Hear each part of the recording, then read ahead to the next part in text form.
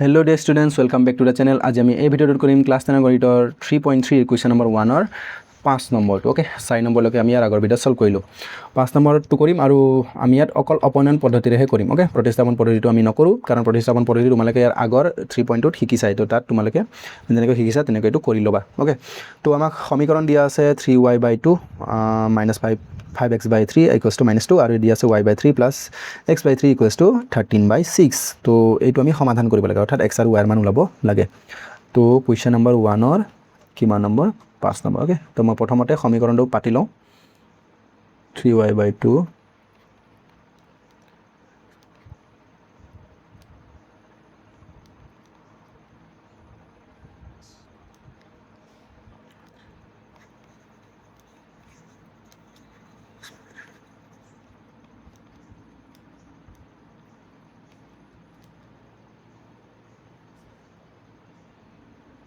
okay तो এইটো এটা সমীকৰণ দিয়া আছে তো প্ৰথমতে মই কি কৰিম এই যেটো প্ৰথম সমীকৰণ দিয়া আছে প্ৰথম সমীকৰণটো মই এইটো আমি সৰল কৰিলো যেটো ভগ্নাংশ দিয়া আছে আমি ভগ্নাংশটো নোহোৱা কৰিব লাগে কাৰণ ভগ্নাংশ থাকিলে আমি কি হয় সলভ কৰিব অপনয়ন পদ্ধতি কৰিব আমি নোৱাৰিম তো 2 আৰু 3 আমি কি কৰিম লসাগু ল'ব লাগিব 2 আৰু 3 লসাগু কিমান হ'ব 2 3 গুণ 6 এটা 2 এৰে 6 কেইবাৰ যায় 3 বাৰ আৰু ওপৰত যি আছে এটো পূৰণ হ'ব তো 3 আৰু ওপৰত 3 পূৰণ হ'লে 3 3 গুণ 9 হ'ব আৰু y ওকে মাইনাস এটো 3 এৰে 6 কেইবাৰ যাব দুবাৰ আৰু ওপৰত যি আছে এটো পূৰণ হ'ব 2 আৰু 5 পূৰণ হ'লে 2 5 গুণ 10 আৰু ইয়াৰ লগত x আছে তো x থাকিব আৰু খুফালে আছে আমাৰ -2 এতিয়া এই 6 টো গোটেইখিনি তলত আছে গোটেইখিনি তলত থাকিলে আমি সাইড চেঞ্জ কৰিব পাৰো ইফালে হৰণ হৈ আছে খুফালে গলে কি হ'ব পূৰণ তো ইফালে হৈ যাব আমাৰ 9y - 10x আৰু খুফালে কি হ'ব এই 6 টো ইফালে গলে পূৰণ হ'ব তো 6 গুণ হৈ যাব আমাৰ 12 ওকে এটো আমি 1 নম্বৰ বুলি নাম দিলো ইয়াত আমি অলপমান গেপ দি এটা পাছৰ সমীকৰণটো আমি লিখিলাম y/3 আছে y/3 প্লাস কি আছে x/3 ওকে আৰু আছে আমাৰ 13/6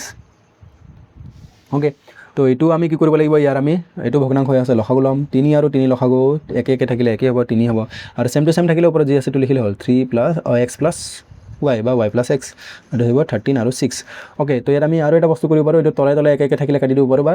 কটাকটি গলে কাটি দিব পাৰো 3 গুণ 3 আৰু ইফালে 3 গুণ 6 3 এ কাটিলো ওকে এতিয়া আমাৰ ইফালে থাকি যাব x y plus x আৰু ইফালে থাকি যাব আমাৰ 13/2 এতিয়া দুইফালে ভগ্নাংশ হৈ আছে x y plus x/1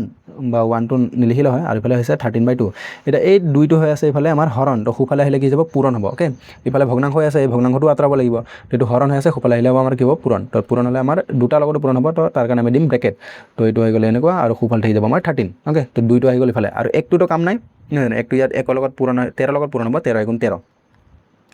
এতিয়া এটো আমি পূৰণ কৰিব লাগিব 2 * y হলে 2y হ'ব আৰু 2 * x হলে কি হ'ব 2x আৰু সমান হৈ গল আমাৰ কিমান 13 তো এটো আমি সমীকৰণ নম্বৰ দিলো 2 এতিয়া আমি 1 আৰু 2 ৰ ভিতৰত যিকোনো এটা সমীকৰণ মিলিব লাগে যদি আমি চাও 9y আছে ইয়াৰ আছে 2y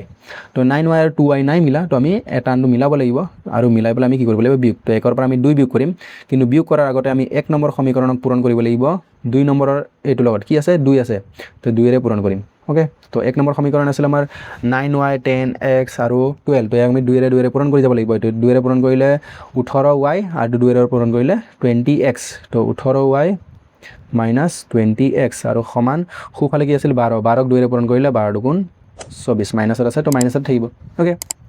আকৌ 2 নম্বৰ সমীকৰণকো পূৰণ কৰিব লাগিব এইটো 2 নম্বৰক তো 1 ৰ লগত ইয়াত কি আছে y ৰ লগত 9 আছে তো 9 ৰে পূৰণ কৰিম ওকে তো 9 ৰে পূৰণ কৰিলে 9 ৰে পূৰণ কৰি যাম 2 নম্বৰ সমীকৰণক ইয়াক তো 9 ৰে পূৰণ কৰিলে 9 * 2 = 18 18y প্লাস আকৌ 9 ৰে পূৰণ কৰিলে 9 * 2 = 18 18x সমান আৰু 9 আৰু 13 পূৰণ কৰিব লাগে 9 13 9 গুণ কিমান হ'ব 117 ওকে ইয়াৰ পিছত আমি কি কৰিব লাগে যদি প্লাসত থাকে মাইনাস হৈ যাব মাইনাসত থাকিলে কি হ'ব প্লাস হ'ব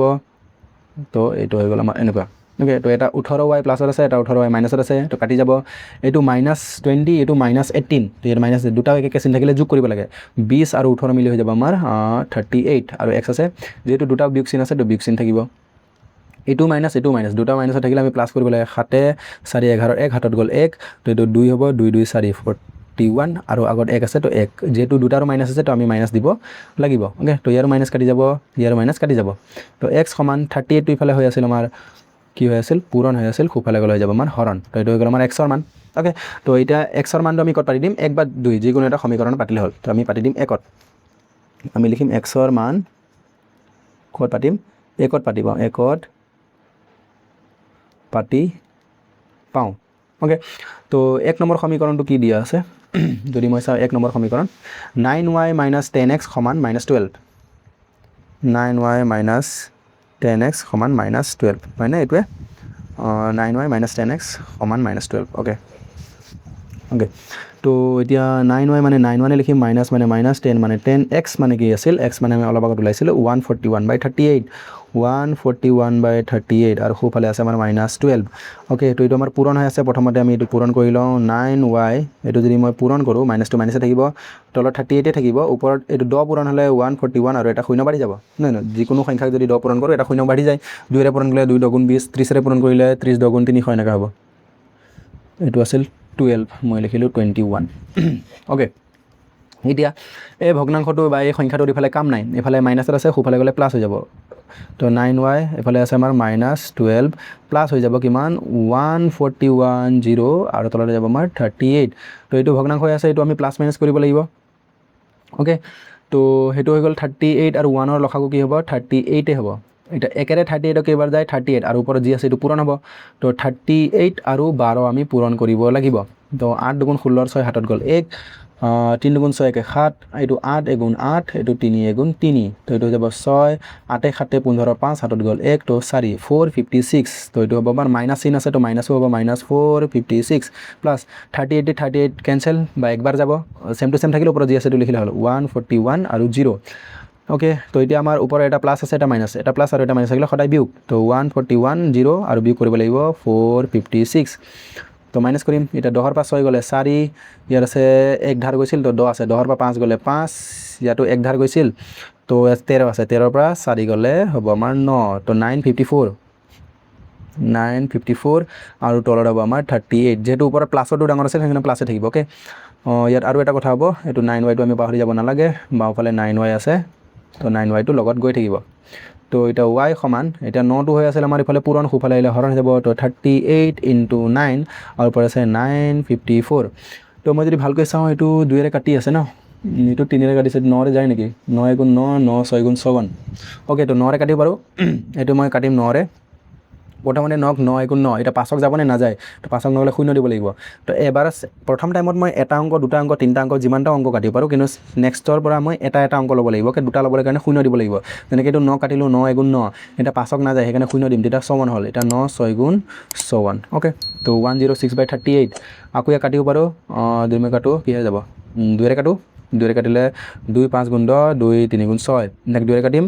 2 1 × 2 1 থাকিব 18 2 9 × 18 তো 53/19 তো এইটো হৈ যাব y =